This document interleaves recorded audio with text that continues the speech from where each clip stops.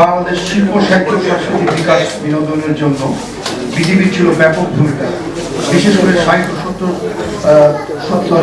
70 ও 80 দশকের বিভিন্ন নাটক, গান ও ম্যাগাজিন অনুষ্ঠানের মধ্য দিয়ে বাংলাদেশে অনেক কারিগরি গান, নাটক শিল্পী ও কলাকুশলী জন্ম দিয়েছে। আজকের দিনে যারা বাংলাদেশের সাংস্কৃতিক অঙ্গনে নানাভাবে প্রতিষ্ঠিত, একসময় তাদের প্রাণের জায়গা ছিল বাংলাদেশ টেলিভিশন। কিন্তু দুঃখজনক হলেও সত্য যে 60 বছর পূর্তির প্রাক্কালে দাঁড়িয়ে বর্তমানে পৃথিবীতে চরম অব্যবস্থা কর্তৃপক্ষের ব্যাংক থেকে ডিসঅনার হওয়া, সময় মতো শিল্পীদের সম্মানী পরিশোধ না করা, অনুষ্ঠানে অংশগ্রহণের জন্য ব্যাপক অনিয়ম ও নিম্নমানের অনুষ্ঠান প্রচার, ভয়ানক ক্রয় জালিয়াতি, সব মিলিয়ে রাষ্ট্রীয় প্রতিষ্ঠানটি মৃত্যুর শেষ প্রান্তে এসে দাঁড়িয়েছে।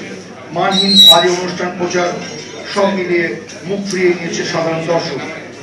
দেশের জনগণ ও দর্শকদের আস্থা ও বিশ্বাসযোগ্যতার জায়গাটি চিহ্নিত কিছু দুর্নীতিবাজ কর্মকর্তাদের জন্য ইতিমধ্যে হারিয়ে ফেলেছে বাংলাদেশ টেলিভিশন, যার যথাযথ বিচার না হলে অচিরেই ধ্বংস হয়ে যাবে এই প্রতিষ্ঠানটি।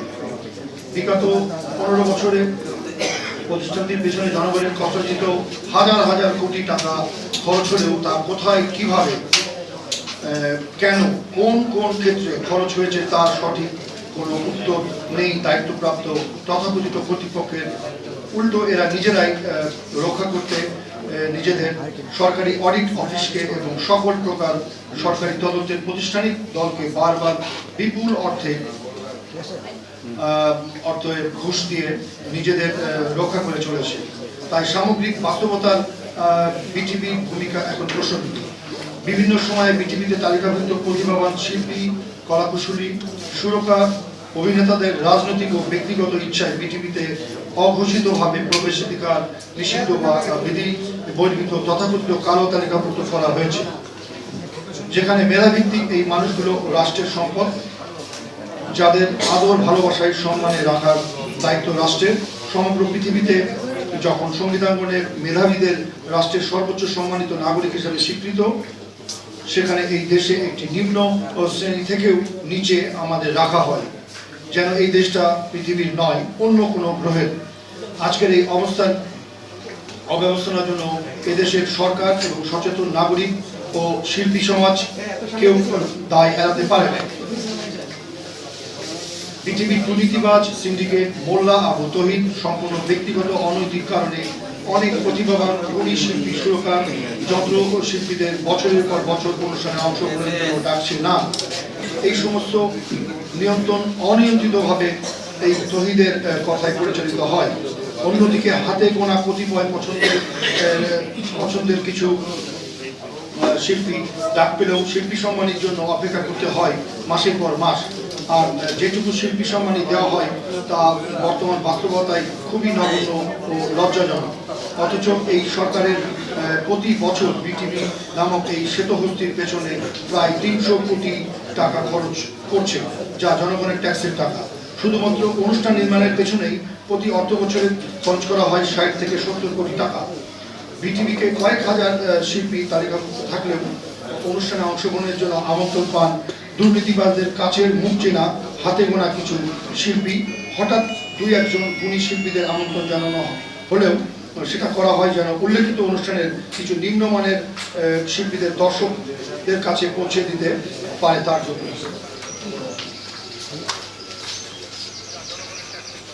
এ সকল কারণেই মূলেই পৃথিবীর ঢাকা স্টেশনের কিছু অসাধু কর্মকর্তা প্রযোজক, যারা একসঙ্গে মিলে একটি সিন্ডিকেট তৈরি করে দীর্ঘদিন যাবৎ শিল্পীদের সম্মানিত টাকা ব্যাপকভাবে লুটপাট করছে এবং এখনো করে চলেছে, যা বিটিভি এবং বাইরের সবাই জানেন। এদের লুটপাট কুকর্মের ফিরিস্তি দিয়ে শেষ করা যাবে না। যেমন বিশেষ অনুষ্ঠানের নামে কয়েক গুণ বাজেট করা, আবার কিছু কাগজের অনুষ্ঠানের নামে যা কখনো প্রচার হয়নি বিল তৈরি করে প্রচুর অর্থ লুটপাট করে। গ্রেড সি এবং গ্রেড বি শিল্পীদের বিশেষ গ্রেড দেখিয়ে প্রতিনিয়ত বিশাল অর্থ লোপাট করে যাচ্ছে। এটা প্রতিটি অর্থনৈতিক কর্মকাণ্ডের জায়গাগুলোতে নিজেদের বিশ্বস্ত ছোট ছোট উপগ্রুপ বানিয়ে রেখেছে, যারা এমন দুর্ধর্ষ দুর্নীতিবাদ। বিটিভির হিসাব শাখা ইতিমধ্যে দুর্নীতির আখড়ায় পরিণত হয়েছে। এ শাখায় কর্মরত অনেকে ঢাকা শহরের এবং বাহিরে একাধিক গাড়ি বাড়ি প্লট ব্যবসা রয়েছে। দুর্নীতি দমন কমিশন ঢাকা কেন্দ্রের সাবেক জেনারেল ম্যানেজার প্রাক্তন চলতি দায়িত্বে থাকাকালীন মাহফুজা আক্তারের বিরুদ্ধে 21 কোটি টাকা দুর্নীতির অভিযোগে আতাউর রহমানকে যথাক্রমে সাতক্ষীরা ও নোয়াখালী উপকেন্দ্রে বদলি করেছে। কিন্তু সকল দুর্নীতির মাস্টার মাইন্ড মহা দুর্নীতিবাজ প্রোগ্রাম ম্যানেজার মোল্লা আবু তহিদ, যার বিরুদ্ধে এখনো কোনো ব্যবস্থা নেওয়া হয়নি। এই মোল্লা আবু তহিদের সকল কুকর্মের প্রধান সঙ্গীত শাখার কিবোর্ড বাদক সুমন রেজা খান গং বুক ফুলিয়ে অনৈতিকতা করে সদর্পে যা ইচ্ছে তাই করে যাচ্ছে, যেন প্রতিটি প্রতিষ্ঠানটির তাদের প্রত্যেক ওয়ারিশ সূত্রে পাওয়া। ঠিক আছে। অন্যদিকে মোহাম্মদ ফারুক সঙ্গীত শাখার প্রধান এবং ইঞ্জিনিয়ার ডিপার্টমেন্টের প্রধান সহ সিন্ডিকেটের সাথে জড়িত অনেক কর্মকর্তা ও প্রযোজক বিটিভিতে এখনো বহাল তবিয়তে তাদের লুটপাট চালিয়ে যাচ্ছে। বিটিভির সর্বগ্রাসী দুর্নীতি নিয়ে সাম্প্রতিক সময়ে প্রিন্ট ইলেকট্রনিক মিডিয়াতে অসংখ্য রিপোর্ট ও ভিডিও প্রকাশিত হলেও বর্তমানে বিটিভি কর্তৃপক্ষ দুর্নীতিবাদদের বিরুদ্ধে ব্যবস্থা গ্রহণের ক্ষেত্রে নীরবতা ভয়ানক প্রশ্নের জন্ম দিয়েছে। বর্তমানে ডিজির সাথে এ সকল অনৈতিকতার বিষয়ে লিখিতভাবে দুটি লেখা 3টি আবেদন দিয়েছি আমরা। 3টি আবেদন এবং 2বার আমরা গুণীজনদের সাথে নিয়ে কথা বলে যা বোঝা গেল যে ডিজি বিটিভিতে নানা অনিয়ম বৈষম্য দুর্নীতির ব্যাপারে কোনো পদক্ষেপ গ্রহণ করবেন না, যা তার নিজের মুখে পরিষ্কারভাবে বলেছেন। তার সকল কথার প্রমাণ আমাদের কাছে সংরক্ষিত আছে। অন্যদিকে সরকারের এমন কোনো দপ্তর বা বিচারিক প্রতিষ্ঠান বা তদন্ত প্রতিষ্ঠান ও অডিট সহ সকল প্রিন্ট মিডিয়া টেলিমিডিয়া নেই যেখানে সকল প্রমাণিক দলিলাদি সহ আমরা দরখাস্ত প্রদান করিনি। 24-এর গণ অভ্যুত্থানের মূল স্পিরিট ছিল দুর্নীতিমুক্ত, বৈষম্যমুক্ত, সম অধিকার, শান্তিময় বাংলাদেশ। বর্তমানে সরকারের কাজও এই স্পিরিটের বাস্তবায়ন করা উচিত, কিন্তু তারা যে প্রতিনিধিদের নতুন করে দায়িত্ব প্রদান করেছেন এরা আগের চেয়ে অনেক বেশি অনৈতিক, যা প্রমাণের উপকরণ আমাদের হস্তগত। উপরোক্ত কারণ হেতু বাংলাদেশ সংস্কৃতি ও শিল্পী অধিকার সংরক্ষণ পরিষদের পক্ষ থেকে আমরা নিম্নোক্ত দাবি সমূহ উত্থাপন করছি। জরুরি করণীয়: 1. প্রথমত সকল স্টেক হোল্ডারদের ভেতর থেকে মেধাবীদের সমন্বয়ে একটি পূর্ণাঙ্গ সংস্কার কমিটি গঠন করতে হবে। তাদের কাজ হবে একদিকে যেমন দুর্নীতি ও দুর্নীতিবাদদের রিপোর্ট তৈরি করে আইনগত ব্যবস্থা গ্রহণ করা, অন্যদিকে বিটিভিকে নিম্নজিত অবস্থা থেকে তুলে আনতে স্ট্র্যাটেজিক্যালি প্ল্যান করা এবং দেশের সকল মানুষের তরে গৌরবময় একটি প্রতিষ্ঠান হিসেবে প্রতিষ্ঠা করা। 2. বিটিভিতে তালিকাভুক্ত শিল্পী, কলাকুশলী সহ সকলের শিল্পী সম্মানী বর্তমান আর্থসামাজিক প্রেক্ষাপট বিবেচনায় নিয়ে শতভাগ বাড়াতে হবে। উল্লেখ্য, গীতিকবিরা সবচেয়ে বেশি অবহেলিত, তাদের শিল্পী সম্মানী খুবই নগণ্য। 3. শিল্পীদের সম্মানী থেকে 10% ভ্যাট কর্তন অবিলম্বে বন্ধ করতে হবে। 4. প্রতিটি অনুষ্ঠানের বাজেট শীট উন্মুক্ত করে জবাবদিহিতা স্বচ্ছতা নিশ্চিত করতে হবে। 5. তালিকাভুক্ত সকল শিল্পী, কলাকুশলী, সুরকার, গীতিকার, বাদ্যযন্ত্রী, অভিনেতা সহ সকল পর্যায়ের শিল্পীদের গ্রেড ও নীতিমালা অনুযায়ী বিটিভির সকল অনুষ্ঠানে অংশগ্রহণ নিশ্চিত করতে হবে। এক্ষেত্রে দেখা যায় যে অসংখ্য শিল্পী বছরের পর বছর বিটিভি থেকে ডাকের আশায় থাকেন। অনেকে এক যুগ বা তার অধিক সময় ধরেও অনুষ্ঠানের আমন্ত্রণ পান না। এসব অনিয়ম বন্ধ করে ধারাবাহিক ও নিয়মতান্ত্রিক হতে হবে। 6. শিল্পীরা তাদের সম্মানিত চেক সময় মতো পান না এবং হিসাব শাখার উল্লেখিত প্রমাণিত অনৈতিক লোভের কারণে অসংখ্য চেক হাওয়া হয়ে যায়। এক্ষেত্রে একটি চেকের জন্য কয়েক মাস পর্যন্ত অপেক্ষা করতে হয়। বর্তমান সময়ে প্রচুর পরিমাণে চেক বাউন্স হচ্ছে। EFTN এর মাধ্যমে পেমেন্টের SMS গেলেও অনৈতিক কারণে লুণ্ঠনজনিত কারণে অ্যাকাউন্টে টাকা জমা হয় না। শিল্পীদের পেমেন্ট বা শিল্পী সম্মানী অনুষ্ঠানের দিন রেকর্ডিং শেষে সাথে সাথে প্রদানের ব্যবস্থা করতে হবে, যা আগে নিয়ম ছিল। এখানে উল্লেখ্য যে এ ধরনের ব্যবস্থা বাংলাদেশ বেতারে বর্তমানে রয়েছে। তাহলে বাংলাদেশ টেলিভিশনে কেন সম্ভব নয়? প্লিজ আপনি একটু কথা বলবেন না, আমার সমস্যা হচ্ছে। নাম্বার 7, বিটিভিতে দীর্ঘদিন যাবৎ শিল্পীদের গ্রেডেশন হচ্ছে না। এক্ষেত্রে প্রত্যেক বিষয়ে দ্রুত গ্রেডেশন প্রক্রিয়া সম্পন্ন করতে হবে। 8, বিটিভিতে সিন্ডিকেট প্রথা ভেঙে দিতে হবে এবং এদের বিরুদ্ধে কঠোর আইনি ব্যবস্থা গ্রহণ করতে হবে। এক্ষেত্রে টাকার বিনিময় এবং তদবিরে নিম্নমানের শিল্পী তালিকাভুক্ত নয় এমন শিল্পীদের অনুষ্ঠানে অংশগ্রহণ বন্ধ করতে হবে। অনুষ্ঠানে অংশগ্রহণের ক্ষেত্রে যে ব্যাপক বৈষম্য তৈরি হয়েছে তা দূর করতে হবে। 9, বিটিভির ঢাকা কেন্দ্রের দুর্নীতি সিন্ডিকেট সাবেক জেনারেল ম্যানেজার মাহফুজা আক্তারের নেতৃত্বে 2023-24 অর্থ বছরের প্রায় 10 কোটি টাকা 2024 সালের জুন মাসের প্রথম 10 দিনের মধ্যে অনুষ্ঠান না করে শুধুমাত্র কাগজে অনুষ্ঠান করে যা প্রচার হয় না কিন্তু বাজেট হয়, লুটপাট করা হয়েছে যাতে করে জুন মাসে অর্থ বছরের শেষে মন্ত্রণালয়কে টাকা ফেরত দিতে না হয়। এ বিষয়ে মোল্লা আবু তহিদ পরিকল্পনার বাস্তবায়নের মুখ্য ভূমিকা রেখেছেন, যা তদন্ত করে চিহ্নিত দোষীদের বিরুদ্ধে আইনি ব্যবস্থা গ্রহণ করতে হবে। ইতিমধ্যে বিটিভি ঢাকা কেন্দ্রের মাস্টারমাইন্ড দুর্নীতিবাজ কর্মকর্তা প্রোগ্রাম ম্যানেজার মোল্লা আবু তহিদের গানের অডিশন কেলেঙ্কারিতে নানা দুর্নীতি ও কুকর্ম আড়াল করার জন্য তার বিরুদ্ধে ব্যবস্থা গ্রহণ না করে তাকে পুরস্কৃত হিসাবে একই সাথে প্রোগ্রাম ম্যানেজার প্রশাসনওয়ান ও নাটকের দায়িত্বে প্রদান করেছেন সাবেক ডিজি। এই দুটি দায়িত্ব পালনের ন্যূনতম যোগ্যতা তার নেই। বিটিভিতে এটি এ যাবৎকালের নজিরবিহীন বেআইনি অনৈতিক ঘটনা। 10, ঢাকা কেন্দ্রের বাদ্যযন্ত্রী শাখার প্রধান মোহাম্মদ ফারুক, বাদ্যযন্ত্রী সুমন রেজা সহ এই বিভাগের সিন্ডিকেট ও দুর্নীতিবাজ কর্মকর্তাদের বিরুদ্ধে তদন্ত সাপেক্ষে ব্যবস্থা গ্রহণ করতে হবে। যারা মোহাম্মদ ফারুকের বিরুদ্ধে এসএসসি সার্টিফিকেট জাল, অর্থাৎ তার চাকরি করছে তার ইন্টারমিডিয়েট বা ডিগ্রি বা বিএমএসি কিছুই নেই, যে এসএসসি সার্টিফিকেটটা সেটাও জাল এবং তার ভোটার আইডি কার্ডও 2টি, এবং সুমন রেজা খানের 2টি পাসপোর্ট, একটি পাসপোর্টে তার বাবার নাম আর একটি বাবার নামের জায়গায় চাচার নাম। সুমন রেজা খান 2 বার সরকারি জিও ছাড়া বিদেশে ভ্রমণ করেছে। 2007 সে ভারতে গেছে এবং 2008 সালে সে ওমানে গেছে, 24 দিন ছিল, যা আইনগতভাবে শাস্তিযোগ্য অপরাধ। তদন্ত করলে আরো অনেক সত্য বেরিয়ে আসবে। এছাড়া মোল্লা আবু তহিদ সহ এদের বিরুদ্ধে শিল্পীদের কাছ থেকে অর্থ আদায় সহ নারী শিল্পীদের সাথে অপেশাদার সুলভ আচরণ অভিযোগ রয়েছে, যা আজকে আমরা প্রমাণ দেব, আজকে বিটিভিতে আছে। এছাড়া বিটিভির বিভিন্ন অনুষ্ঠানের গান দিয়ে অবৈধভাবে ব্যক্তিগত ম্যাট চ্যানেল নামে একটি মোল্লা আবু তহিদ MAT ম্যাট চ্যানেল নামে একটি ইউটিউবে চ্যানেল পরিচালনা করে সুমন রেজা খান। লক্ষ লক্ষ টাকা আয় করছে, যা সম্পূর্ণ বেআইনি। পরিপূর্ণ রাষ্ট্রীয় সম্পদ চুরি করা হচ্ছে।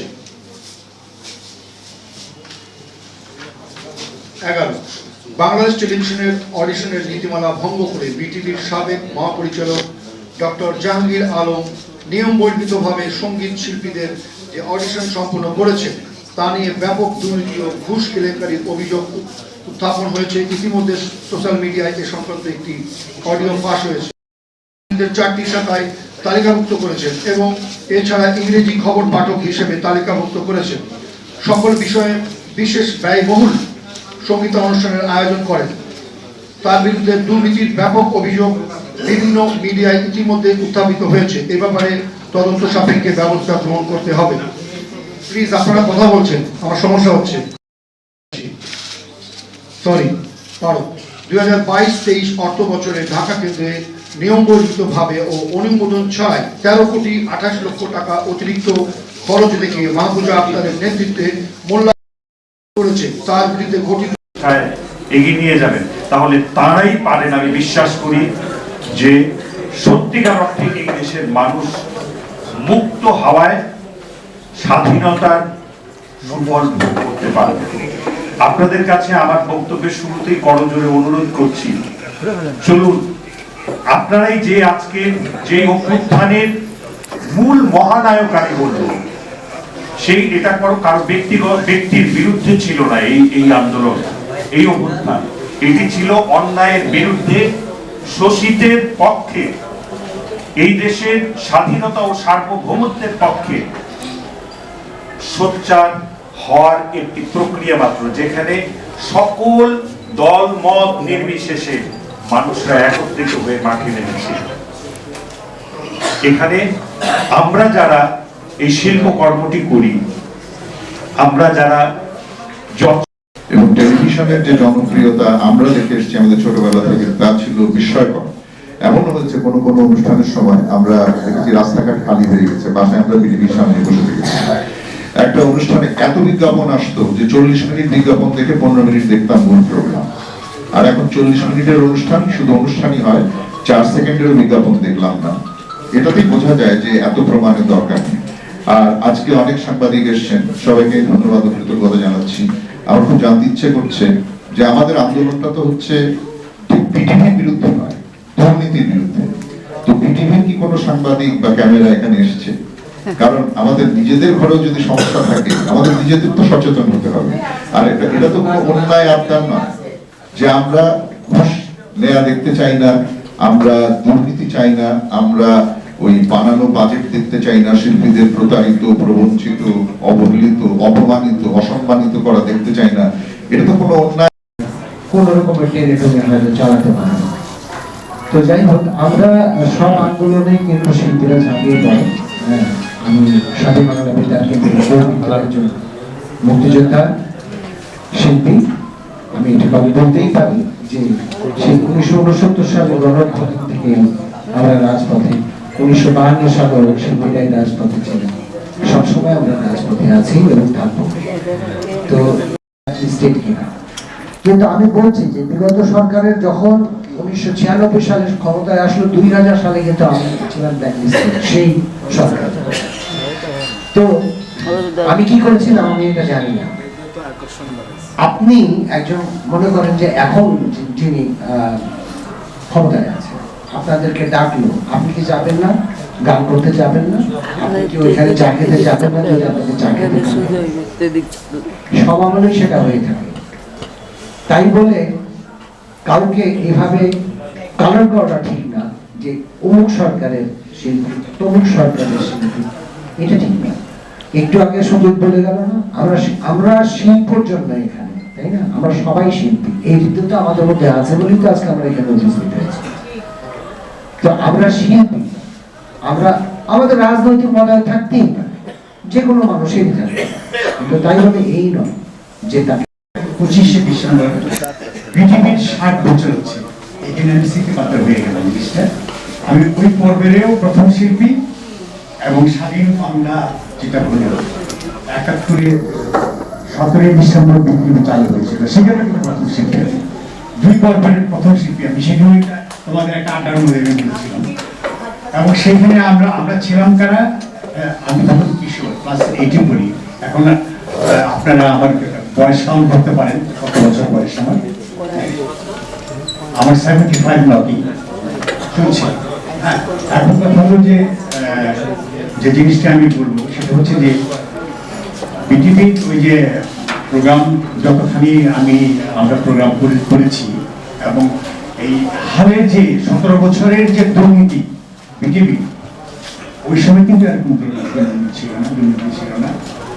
এবং এই দুর্নীতি আমি পৃথিবীর জীবন জানেন, কেউ জানেন না, উপমহাদেশে আমরা আজকে সঙ্গীত নিয়ে যেখানটায় দাবি করি ভারতবর্ষে, সেই উস্তাদ আলাউদ্দিন খান সাহেব, ওনার হচ্ছেন জেঠা, আর ওনার বাবা ছিলেন উস্তাদ আদিল খান সাহেব, আমার দাদা কিন্তু আমার চাচা সামনে যান না। যাই হোক, সেই শিক্ষার্থী খান সাহেব এবং আরেকজন আমার শ্রদ্ধেয় শিক্ষক আবু হেনা মুস্তফা কামাল সাহেবের ছেলে সুজিত মুস্তফা, আমি ওনার কণ্ঠে এবং ওনার যে এক্সপ্রেশন নজরুল সঙ্গীত শুনে থাকি, কিন্তু is total different singer Sujit Mustafa, খুব ভালো লাগে আমাকে। আর আমার টিভি নন্দী ভাই, স্বাধীন বাংলা বেতার কেন্দ্রের শিল্পী, এবং আমার মামা, শ্রদ্ধেয় মামা গজল গায়ক শেখ জসিম, এবং এই যে আমাদের যন্ত্রশিল্পী, আমার সবচেয়ে চলচ্চিত্রের গান বলে, ক্যাসেটের গান বলে সবগুলো তো উনি বাজিয়েছিলেন। এই যে ইফতেখার হোসেন সোহেল, সোহেল ভাই, এবং আমার মামা আলী আশরাফ আপন, সকলকে আমার শ্রদ্ধা। নীলুবিল্লাহ ভাই, আমার আত্মার বন্ধু জাহাঙ্গীর, জাহাঙ্গীর আছে নাকি বাবু, এবং মিলন ভট্টাচার্য,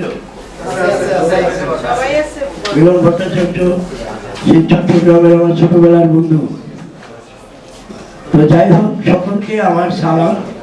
আমি বেশি, সবচেয়ে বড় কথা হলো এই যে বিটিভিকে নিয়ে যে কথাগুলো বলা হলো, আপনারা বোধহয় আমাকে বিটিভি দিয়ে চিনেন না, চিনেন কিন্তু ক্যাসেট দিয়ে, অবশ্যই তাই না? এর জন্য ক্যালিবারিসি is the difference of, because of যে আমরা যারা মেধা সম্পন্ন, আমার চাচাকে শেখ সাদিক খান সাহেবকে আমি বলেছিলাম যে চাচা, ওই পরদেশি ওই আলাউদ্দিন আলীর গান, আলম খানের গান হিট হয়, আমার তো বাবা হিট হইতেছে না। একদিন শুয়ে শুয়ে রাত্রে উস্তাদ সেই আলমগীর খান সাহেবের যে বড় ভাই ফকির আফতাবউদ্দিনের বাসায় আমি বলছিলাম যে চাচা, শেখ সাদিক খান তার মেধায় তাকে নিয়ে যাবে, এমন জায়গায় নেবে আপনি নিজেও কল্পনা করতে পারবেন না। তাই এই শুভেন্দু আজকে জন্ম হতো না যদি একটি শেখ সাদিক খান না থাকতো। পৃথিবীতে প্রেম বলে কিছু নেই। আমার এই দুটো পাথর তো আহা, কি গানের যে সুরের যে ধারণা, স্টাইল আলাদা, কারণ আল্লাহ তাকে ওই জায়গায় পৌঁছায়। তো যাই হোক, আমাকে তো আমি বিটিভিকে ভালোবাসি এই জন্য যে আমাদের টেলিভিশন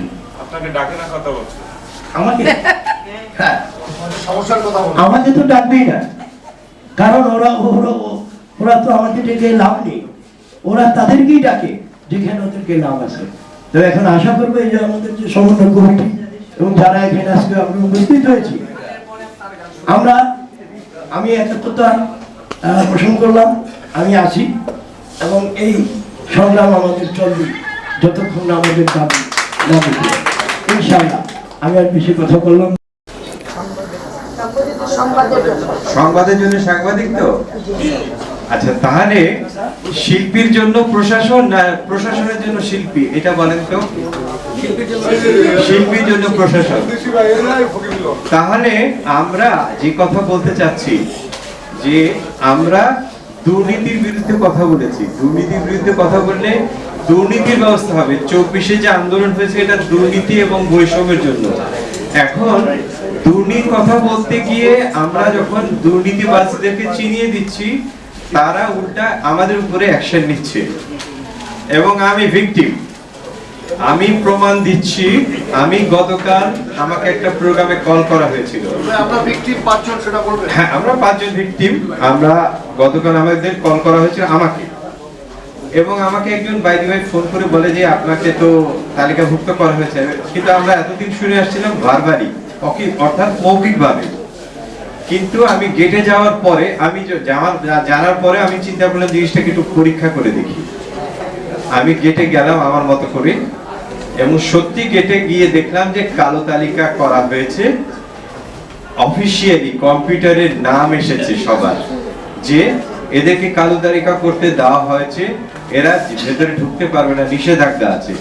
এখন কথা হলো যে আমরা কিন্তু জুন মাস থেকে কোনো পেমেন্ট পাচ্ছি না, তারপরে নভেম্বরে যে কথাগুলো আমাদের যে কাজগুলো করেছি সেগুলোর চেক পাচ্ছি না। আমরা কি মরে গিয়েছি ভাই, না দাঁড়িয়ে আছি আপনাদের সামনে? দাঁড়িয়ে আছি না? আমরা কিন্তু মরে যাচ্ছি না। অতএব ওই চেক না পেলেও কিন্তু আমরা চলতে পারবো। আমি চিন্তা করেছি আমাদের কালো তালিকা করেছে, আমাদের সবাইকে করুক, আমরা সবাই কালো তালিকার মধ্যে পড়বো, আমরা কেউ যাব না।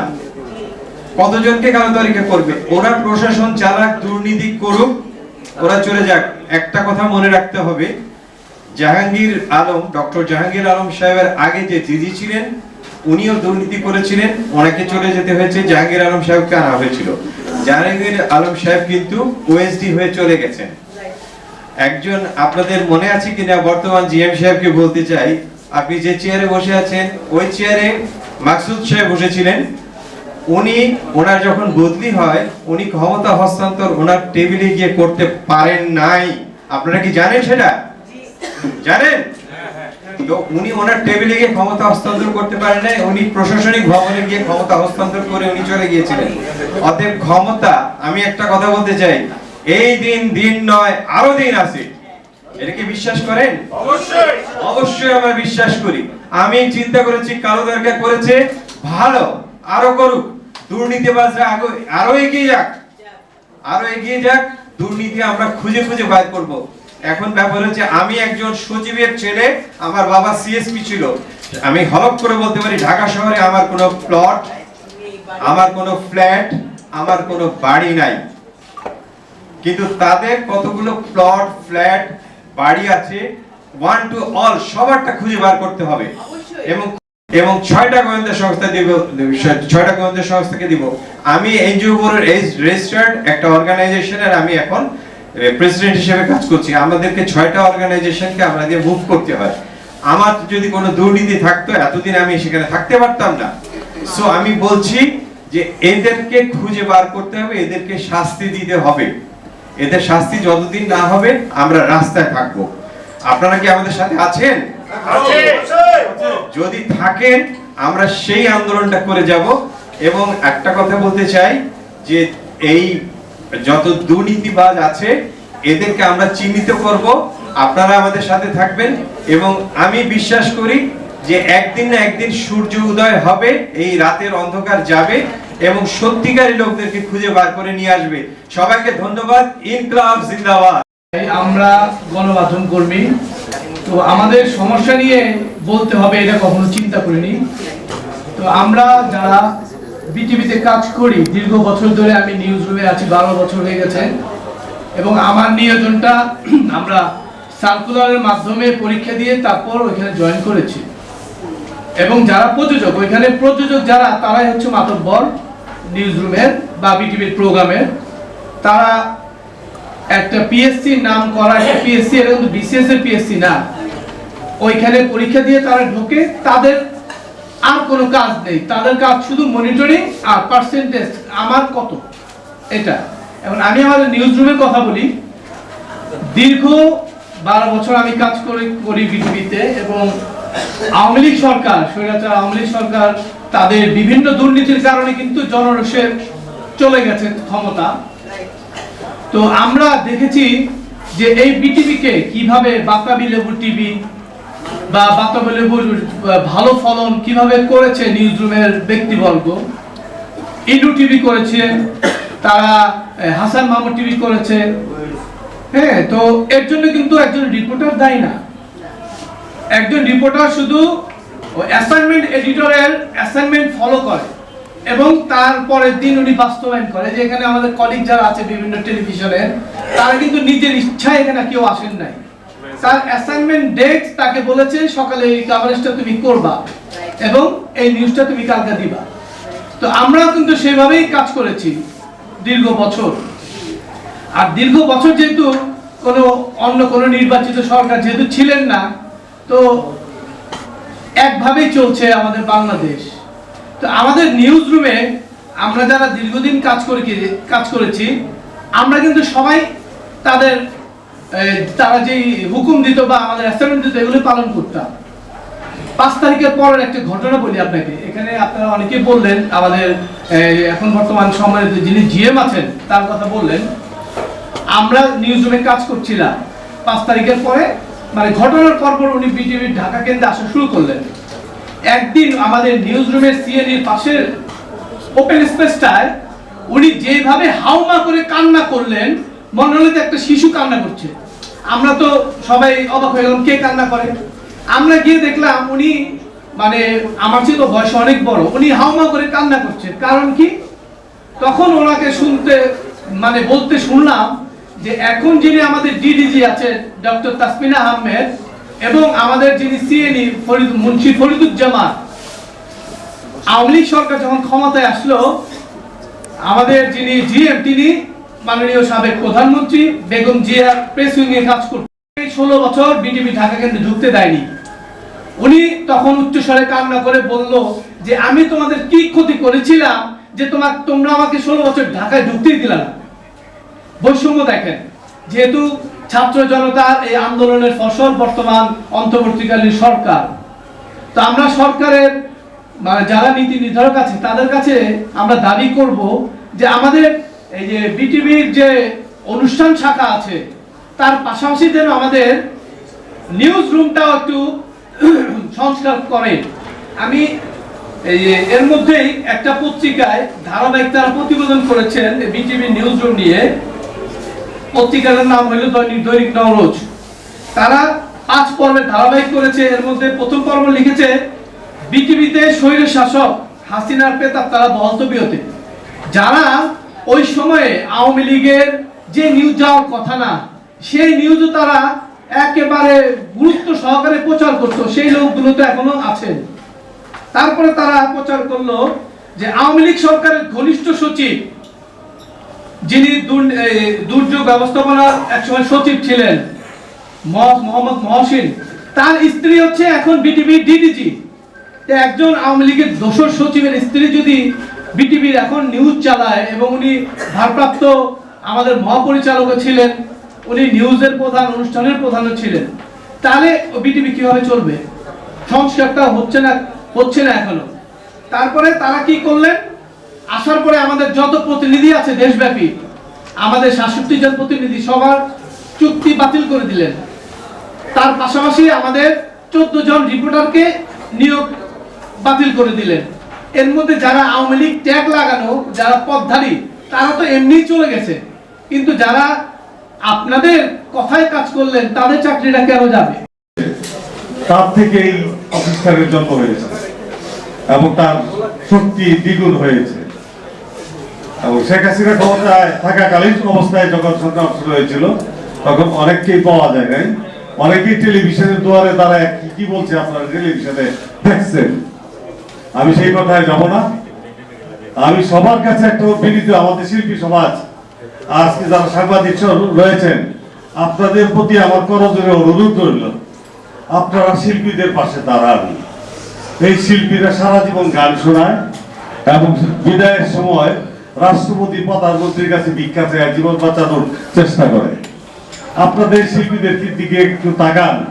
থেকে আমি একজন কর্মী হিসেবে যুক্ত ছিলাম, দেখেছি কি মেধাশ্রম ও আন্তরিকতা এবং সততা দিয়ে সকল কর্মীরা একে গড়ে তুলেছিলেন। কিন্তু দুর্ভাগ্যের বিষয়, কালক্রমে বাংলাদেশ টেলিভিশনের ঐতিহ্য থেকে বিচ্যুত হয়েছে, নানা প্রকার অনিয়ম দুর্নীতিতে নিমজ্জিত হয়েছে। ছাত্র জনতার অভ্যুত্থানের ফসল বর্তমান সরকার দুর্নীতি নির্মূলের অঙ্গীকারবদ্ধ। যে নিয়ম অনিয়ম এবং দুর্নীতি তুলে ধরেছে সবই আপনারা জানতে পেরেছেন। আমি আশা করব আপনাদের একটি কলমের খোঁচায় অনেক কিছু পরিবর্তন হতে পারে, দেশ পর্যন্ত পরিবর্তন হতে পারে। আমি মনে করি যে টেলিভিশন একটি জাতীয় প্রতিষ্ঠান, এটা গণমানুষের প্রতিষ্ঠান, শিল্পীদের প্রতিষ্ঠান। একটি প্রতিষ্ঠান এভাবে নিমজ্জিত হয়ে যাবে সেটা আমরা যেমন মানতে পারি না, আপনারাও আশা করি মানবেন না। কারণ আপনারা আমাদের দলেরই মানুষ, আপনারা মিডিয়াতেই কাজ করেন।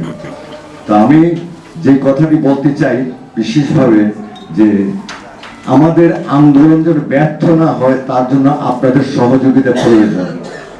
আর যদি এই দুর্নীতি, টেলিভিশনের দুর্নীতি এবং দুর্নীতিবাজরা যদি টেলিভিশন থেকে না সরে যায়, তাহলে আমি কি বলবো যে আমাদের আভ্যন্তরীণ সরকার তারা ব্যর্থ, অন্তর্বর্তী সরকার ব্যর্থ? একথা আমি বলতে চাই না। আমি চাই যে ওনারা এসছেন সংস্কার করার জন্য, যেন সংস্কার নামে কোন সংস্কার না হয় সেদিকে দৃষ্টিপাত দিবেন।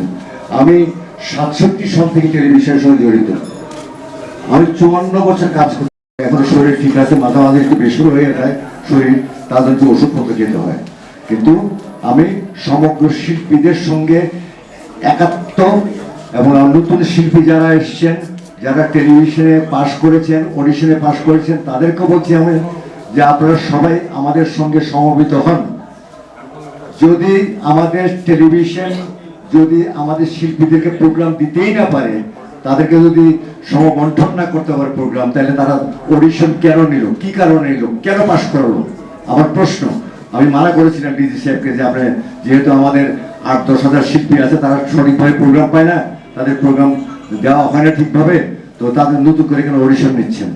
বলতে যে অডিশন নিতে হবে নিয়ম। তো এই নিয়ম যে চুরি করার নিয়ম, সেটা আমি বুঝতে পারিনি। আমিও জাজ ছিলাম, তো আমিও জাজমেন্ট করেছি, আমার সঙ্গে অনেকেই জাজমেন্ট করেছে, আমরা এখানে যারা ছিলেন আছি সবাই জাজমেন্ট করেছি। কিন্তু আমরা যাদেরকে মনে করিনি যে টেলিভিশনে গাওয়ার মতো উপযুক্ততা আছে, তারাও অনেকে পাশ করেছে। কেমন করে পাশ করলো আমি জানি না, এটা বলতে পারবো না, এটা মারফতির কোনো ব্যাপার থাকতে পারে। তো আমি আবার অনুরোধ জানাচ্ছি আমার প্রিয় সাংবাদিক ভাইদেরকে যে আপনারা আল্লাহর ওয়াস্তে আল্লাহর দিকে তাকিয়ে আপনারা সঠিক ব্যাপারগুলো তুলে ধরবেন। টেলিভিশন কারো একা না, এটা সরকারি একটি প্রতিষ্ঠান, শিল্পীদের জন্য জনগণের টাকায় সেই টেলিভিশন পরিচালিত হয়। যারা চাকরি করছেন তারা জনগণের টাকা থেকে তারা বেতন দিচ্ছেন। আর এই যে কালো তালিকাভুক্ত করার নিয়মটা, এটা কোত্থেকে আসলো, কে করলো? এটা তো বন্ধ করা উচিত। না, নামগুলো বলবো কেন? নাম বলতে যাচ্ছি না আমি। কেন তালিকাভুক্ত করবে? তারা কি আন্দোলন করেছে সেই জন্য তালিকাভুক্ত করবে? তো আপনারা যে বিগত গভর্নমেন্টের সব চাকরি করছেন, আপনারা সবাই তো বাধ্য হওয়া উচিত। আপনারা কেউ তো চাকরি করা উচিত না। টেলিভিশনকে সংস্কার করা উচিত। টেলিভিশনের সমস্ত যারা আছে, একজনও ম্যাক্সিমাম লোক অকর্মণ্য লোক, তাদের কোনো ক্রিয়েটিভ সেন্স নাই, তারা ক্রিয়েটিভ কোনো কিছু করতে পারে না, তারা ধান্দাবাজি করে, তারা পয়সা চুরি করে, তারা মানুষদেরকে নিয়ে তালগুল পাকায়, তারা নানান রকম কুমন্ত্রণা দেয় তাদেরকে। তো আমি আশা করব আপনারা এখানে যারা এসছেন তারা সঠিকভাবে যদি আপনারা এই সংবাদগুলি তুলে ধরেন, তাহলে আমার মনে হয় দেশ বাঁচবে, সংস্কৃতি বাঁচবে, শিল্পীরা বাঁচবে। আর যদি শিল্পীরা বাঁচে তাহলে সংস্কৃতি বাঁচবে, আর সংস্কৃতি যদি বাঁচে তাহলে দেশ বাঁচবে। আপনাদের কাছে আমার এই প্রত্যাশা রইল। আপনাদেরকে অনেক ধন্যবাদ, অনেক কৃতজ্ঞতা। আপনারা কষ্ট করে এসছেন, আমরা চিরকৃতজ্ঞ। ধন্যবাদ। স্যারকে আমাদেরকে এতটা মূল্যবান বক্তব্য রাখার জন্য আমরা অভ্যস্ত নই, আমাদেরকে ক্ষমা করবেন আপনারা। আসলে সাংবাদিক সম্মেলনে টিকটক আমরা শুনছিলাম, আপনাদেরই যারা আছেন তারা বলছিলেন যে এগুলো সংক্ষিপ্ত হতে হয়। আমাদের অভিজ্ঞতা নিয়ে আমরা আবেগী মানুষ, আবেগের জায়গা থেকে আমরা হয়তো কথা একটু আপনাদের সময় কালক্ষেপণ করিয়েছি। এখন যদি আপনাদের যথাযথ কোনো প্রশ্ন থাকে, প্রশ্নোত্তর করবে, আমরা প্রশ্ন উত্তর দিতে আমরা প্রস্তুত। হ্যাঁ, আমাদের ভিকটিমরা প্রত্যেকটা ইন্ডিভিজুয়ালি আপনারা যে ক্যাটাগরি প্রশ্ন করবেন সেই অনুযায়ী ভিকটিমরা উপস্থিত আছে, তারা আপনাদের জবাব দিবেন। আর ওনারা জানেন না আসলে বিষয়টা,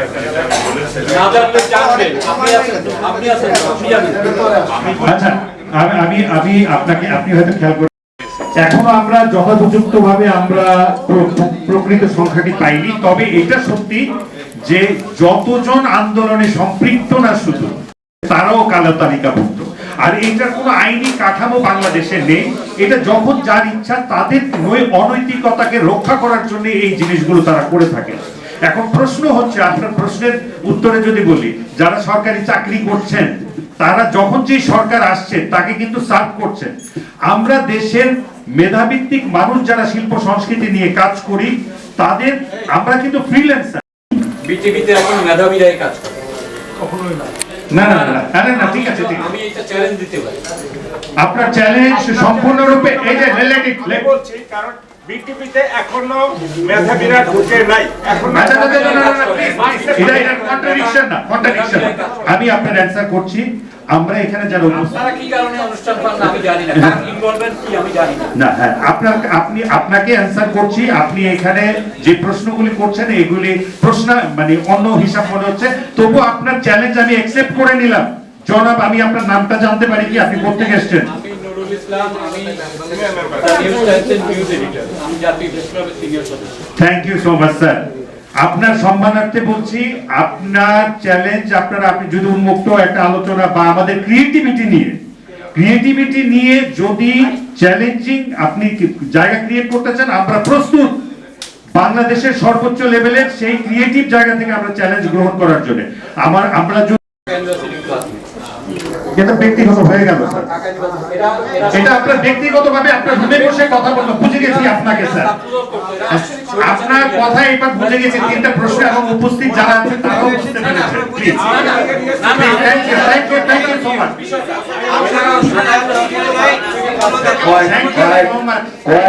আপনাকে আপনার সাথে পার্সোনালি জানেন নিশ্চয়, শুনছেন নিশ্চয়ই, আপনি শুনছেন, না শুনে থাকলে আমার দুর্ভাগ্য।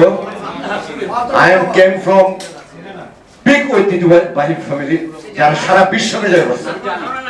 আচ্ছা যাই হোক, তো আমি বলতে যাচ্ছি, আপনি যে বলেন মেধা সম্পন্ন লোকরা কাজ করছে, আমার মেধার বিচার কে নেবে আমি তাকে জানতে চাই।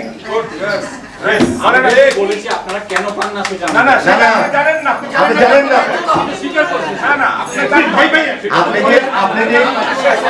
আপনি জানেন না, এটা আপনার বলতে চাচ্ছি, আমি বলতে চাচ্ছি কথা বলার সুযোগ দিন। অন্য সাংবাদিকদেরকে কথা বলার সুযোগ দিন। তাহলে আপনাদের পরবর্তী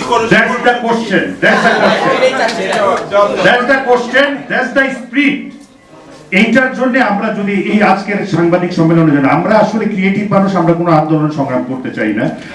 আমরা চাই দেশের মানুষের প্রয়োজনে, রাষ্ট্রের প্রয়োজনে আমাদের ক্রিয়েটিভ জায়গাটাকে, আমরা সংস্কৃতিটাকে সমৃদ্ধ করতে চাই, আমরা সমগ্র বিশ্বে সেটাকে আমাদেরকে রিপ্রেজেন্ট করতে চাই। কিন্তু যদি আমাদের এই আজকের পরে যদি কর্তৃপক্ষ, মন্ত্রণালয়, সমস্ত সেক্টর থেকে যদি ব্যবস্থা গ্রহণ না করা হয়, তাইলে আমরা অসহযোগ আন্দোলন সহ অনশনে যাব, আমরা বয়কটের ডাক দিব এবং সর্বোচ্চ যতদিন পর্যন্ত আমাদের এই দাবি দেওয়া না মানা হবে, আমরা কেন্দ্রীয় শহীদ মিনারে আমরা প্রতিদিন গানের অনুষ্ঠান চালাবো এবং আমাদের অনশন কার্যক্রম চলবে এবং আমরা হাইকোর্টে যাব। আমরা এখনো মনে করি যে আমাদের বিচার বিভাগ স্বাধীন, তারাই রাষ্ট্রের জন্য কাজ করবে, আমরা সেখানে যাব, আমরা সর্বোচ্চ চেষ্টা করবো ইনশাআল্লাহ। তথ্য মন্ত্রণালয় এবং কোন সেক্টর, যত মিডিয়া আছে, আমরা যে ডকুমেন্টস কালেক্ট করেছি তার ওজন করলে 9.5 কেজির উপরে, এবং সেটা শুধু আমাদের না, টেলিভিশনের নিজস্ব ইনভেস্টিগেশন রিপোর্ট, তারা প্রমাণিত দুর্নীতিবাজ, দুদকের রিপোর্ট প্রমাণিত দুর্নীতিবাজ, তারপরে ইন্টেলিজেন্স ডিপার্টমেন্ট আরেকটি, তাদের প্রমাণিত দুর্নীতিবাজ, সমস্ত ডকুমেন্টস আমাদের কাছে। তারা বারবার বলছে যে টেলিভিশন আগুন লেগেছে, পুড়ে গেছে, লাস্ট যে অডিটেড কমিটি গেছে তাদেরকে কোনো ডকুমেন্টস দিতে পারে না, আমাদেরকে ডেকেছে, আমরা অফিসে গিয়ে সেই ডকুমেন্টস দিয়ে এসেছি। তাহলে 9.5 কেজি ডকুমেন্টস আমরা বাইরে থাকি, আমরা কালেক্ট করতে পারতাম না। সব মানুষ দুর্নীতিবাজ নয়, টেলিভিশনের 90% মানুষ, এবং তারা আমাদেরকে সার্ভ করেছে, মন্ত্রণালয় থেকে সার্ভ করেছে যে স্যার আপনারা এটা করেন। অনেকে কান্না করেছে মসজিদ থেকে বেরিয়ে, টেলিভিশনের এই যে গেটের মধ্যে যে মসজিদ, সে মসজিদ থেকে বেরিয়ে, যে আপনাদেরকে আল্লাহ বিশেষভাবে পাঠিয়েছে, আমরা নিতে পারছি না, আমরা জবাব দিব কিভাবে আল্লাহর কাছে গিয়ে। আমরা তাদের কাগজে সাইন করতে হচ্ছে, আমাদের চাকরি থাকে না, আমরা চাকরি না করলে আমাদের বাল বাচ্চাকে খাওয়াইতে পারবো না। বাস্তবতা এইটা। আমরা কোনো অথেন্টিক ডকুমেন্টস ছাড়া কারো বিরুদ্ধে কোনো কথা বলছি না, কারণ নীতিগতভাবে শিল্পীরা, আমরা মনে করি যে আমরা শ্রেষ্ঠত্বের জায়গায় আছি, মানবিকতার জায়গায়, মনুষ্যত্বের শ্রেষ্ঠ জায়গায় আছি। Please next. দুর্নীতিবাজরা যে জিনিসটা করে, তাদের মূল শক্তিটা, আপনি যেটা বলেন যে তাদের উৎপত্তি কথা, তাদের ক্ষমতার কথা, ক্ষমতাটা অর্থ, অনৈতিক অর্থ, এটা তো কষ্টার্জিত অর্থ না, এবং যার জন্য অনেক মিডিয়ার যুক্তিযুক্ত নিউজকেও তারা প্রভাবিত করার চেষ্টা করেছে, প্রভাবিত বলতে হলে যে বন্ধ করে দিয়েছে।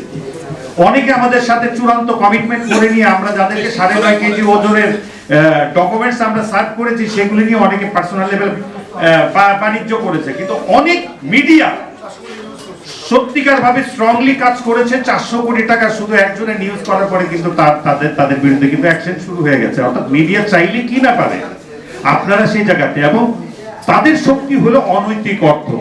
এখন সেই অনৈতিক অর্থের কাছে কারা বিক্রি হবে, এটা হচ্ছে তাদের বিষয়। আচ্ছা ভাই, আমি কথা বলি এই ব্যাপারটা, এখানে না এখান থেকে বলি, শুনতে পাচ্ছেন আমার কথা? যেটা ঘটনা হচ্ছে কি, ওরা আমাদের যাদেরকে কালো তালিকাভুক্ত করেছে, কেন আমি কি কোনো রাজনীতি, আপনি আমাকে কোনোদিন কোনো রাজনৈতিক মঞ্চে দেখেছেন? দেখেননি। আমি কিছুই করি না, আমি অর্গানাইজেশন করি, প্রতিবন্ধীদের অর্গানাইজেশন করি, জানেন বোধহয় আপনারা যারা সাংবাদিকতা করেন। আমি দীর্ঘদিন ধরে প্রতিবন্ধীদের সংগঠন করি, তাদের সাথে তো কোনো কনফ্লিক্ট নাই। কিন্তু কথা হচ্ছে যে আমরা যখন দুর্নীতির ব্যাপারে কথা বলতে গেলাম, তখন চিন্তা করলো যে এরা হলো মাস্টার মাইন্ড, এদেরকে থামাও, এদেরকে ঢুকতে দেওয়া যাবে না। এবং কালকে আমি আপনাকে বললাম তো, কালকে আমি নিজে খবরটা পাওয়ার পরেও, যেহেতু আমাকে একটা প্রোগ্রামে বাজানোর জন্য বুকিং দেওয়া হয়েছিল, আমি জানার পরেও আমি গেটে গেছি, রিসেপশনে গেছি যে কথাটা কি সত্য কিনা। আমি গিয়ে কম্পিউটারে তারা লিস্ট দেখালো যে আমাদের কয়েকজনকে কালো তালিকাভুক্ত করা হয়েছে এবং আরো আসছে, এদেরকে ভিতরে ঢুকতে দেওয়া হবে না। অতএব সংবিধানে কোথাও কি আছে ভাই কালো তালিকা করার? কারো কথা বলার অধিকার কি? আমরা তো কথা বলার অধিকারের জন্য, যারা রেমিডেন্স যোদ্ধা ছিল তারা কি এই 24-এর আন্দোলনে সহযোগিতা করে নাই? তারা যুদ্ধ করে নাই? আমরা কি ঘরে থেকে যুদ্ধ করি নাই? এখন আমরা তো কোনো অন্যায় করি নাই, তারপরে কালো তালিকা করা হয়েছে কারণ দুর্নীতির কথা বলছি আমরা। এইটা হলো আমার কথা। থ্যাংক ইউ ভাই। দুর্নীতি বন্ধ করতে চান নাকি আপনারা? অবশ্যই দুর্নীতি বন্ধ করতে চাই এবং আপনাদের পবিত্র হাতের লেখনীতে আমরা এটা ফুটিয়ে তুলতে চাই আপনাদের হাতে।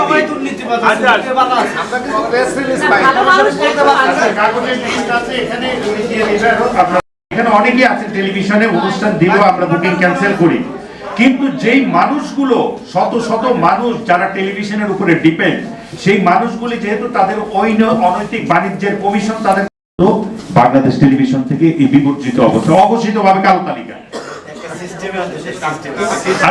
একটা সিস্টেমে আনতে চাই। হচ্ছে তো আকবর আসিফ বলেছে শিল্পীদেরকে কালো তালিকা করা হয়েছে এবং এটা অনলাইন। আপনারা নিশ্চয়ই ওই তালাশ প্রতিবেদনে দেখেছেন, না দেখলে দেখে দিবেন, তাই না? আমরা চাচ্ছি যে কালো তালিকার কোনো আইন নাই এবং আপনারা যেটা বলছেন যে প্রোগ্রাম করবেন কিনা, অবশ্যই আমাদেরকে সম্মানের সাথে ডাকতে হবে। যেভাবে অপমানিত আমাদেরকে করা হচ্ছে, এখন সম্মানের সাথে তারাই ডাকবে, কারণ তারা জানে যে তারা অন্যায় করেছে। আচ্ছা, নতুন ডিজিজিএম সম্পর্কে আমাদের অভিযোগ ছিল না। আপনারা আমাদের সোশ্যাল মিডিয়ার পেজগুলোতে ঢুকলে দেখবেন যে আমরা সাদরে তাদেরকে গ্রহণ করেছি, সম্মান জানিয়েছি এবং আমাদের আন্দোলনের ফসল হিসেবে তাদেরকে রিসিভ করেছি। কিন্তু তারা ঢুকেই সেই দুর্নীতিবাদ সিন্ডিকেটদের লোভের বশবর্তী হয়ে এখন সমস্ত অনৈতিক কাজ করছে। তো সমস্ত ডকুমেন্টস ওখানে লেখা আছে। কোনো কিছু যদি প্রয়োজন হয়, কোনো অথেন্টিক প্রুফ ডকুমেন্টস আপনারা চান, আমাদের কাছে রক্ষিত আছে, আমরা পৌঁছে দিব। আপনারা বলবেন, আপনার দপ্তর পর্যন্ত আমরা নিজেরা চলে যাব। আর আজকের এই অনুষ্ঠানটা এখানেই আসলে শেষ করলে শেষ হবে না, ওখান থেকে প্রেস ক্লাব থেকেও তাগাদা আছে শেষ করার জন্য, পরবর্তীতে আরেকটা সেশন হবে। এই জন্য আমাদের আজকের এই আয়োজন। আপনারা এখানে উপস্থিত হয়েছেন, আপনাদের প্রতি